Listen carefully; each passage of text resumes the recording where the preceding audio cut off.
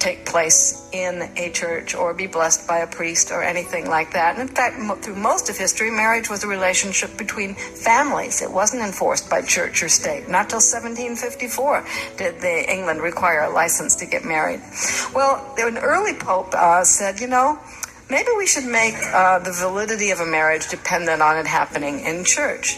But the tradition in the Roman Empire had been that if people lived together and thought they were married, then they were married. And if they lived together and thought they weren't married, then they weren't married. There was no legal or formal requirement. And so his advisors pointed out to them that if you made the validity of a marriage dependent on it having been contracted in church, the majority of Europeans would instantly end up illegitimate. So the church took the position that you were married. They would prefer it if you had banns and parental consent in a church marriage, but if you said that you had exchanged words of consent out by the woodpile, no witnesses, no priest, then you were married. And the only way to get out of that definition is a permission to do something that is illegal, unlawful, a tort, or trespass. So when you got your marriage license, ladies and gentlemen, you wanted to create a tort or a trespass. You wanted to violate a law. You wanted to trespass on somebody's rights. And the state licensed you to do that, and you paid them a fee.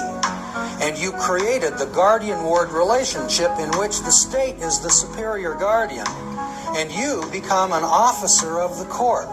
In several states, statutes authorize a person who, although of sound mind, when he believes that he's incapable of managing his own estate or of caring for his own property, he may apply for, or he may request, or simply consent to the appointment of a conservator or a guardian of his estate, or of his estate and his person, who, when appointed, possesses over the estate substantially the same powers and is subject in regard thereto to substantially the same duties as the guardian of an incompetent.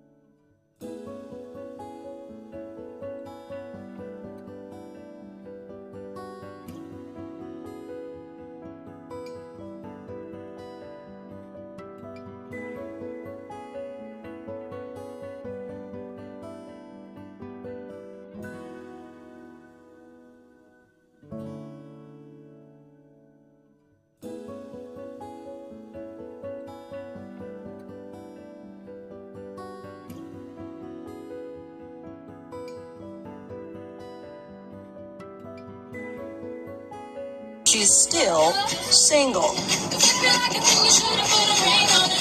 42% of black women have never been married. That's double the number of never married white women. I look forward to the day. I look forward to being married. It's just not that easy. For starters, there are more black women than black men. 1.8 million more. So even if every black man in America married a black woman today, 1 out of 12 still wouldn't make it down the aisle.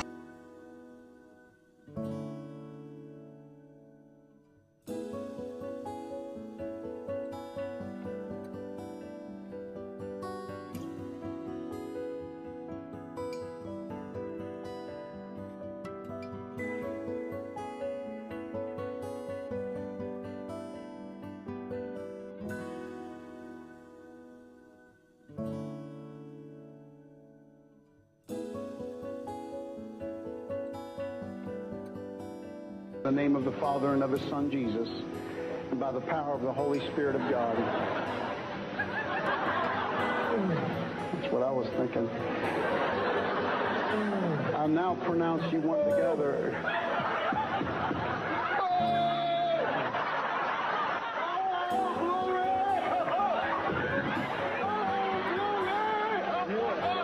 Wait, I didn't say it yet. You are now